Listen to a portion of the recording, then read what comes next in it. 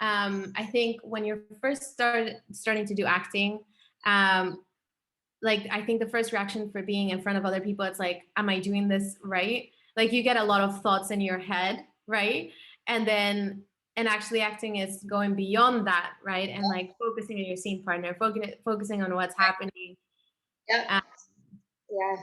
Especially for me, like I remember when I first started taking acting lessons, acting classes, I was very impressionable. I would watch somebody and then say, oh, am I supposed to be doing that? Like, and then you get used to performing for the audience that you know is there, or for the teacher that you know is there, based on what that teacher likes, or, so yeah, I mean, I did that many times. I was too impressionable.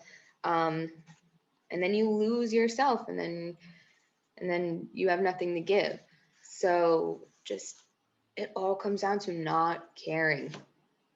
Do not care. I mean, I know that goes against human nature, but I mean, if you cannot care about your expectations, others' expectations, what you look like, what you sound like, um, yeah. what the person in the audition room right now is doing, you know, if you can just not care, then you're doing your job.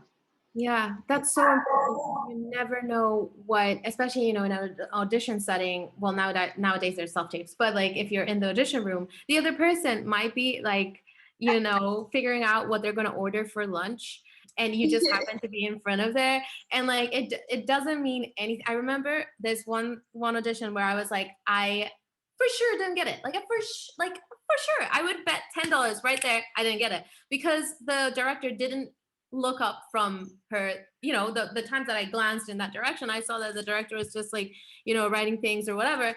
And I did get, yeah, but at the same time, I was like, so it goes to show that really it has nothing to do with you. And there's times where I was like, I nailed it. The director was from London. We made a connection, Mhm. and then I was like, I'm going to get that one, and then no, nothing. And so, but that's the thing, you're not going to get the job. Just go there to do the audition.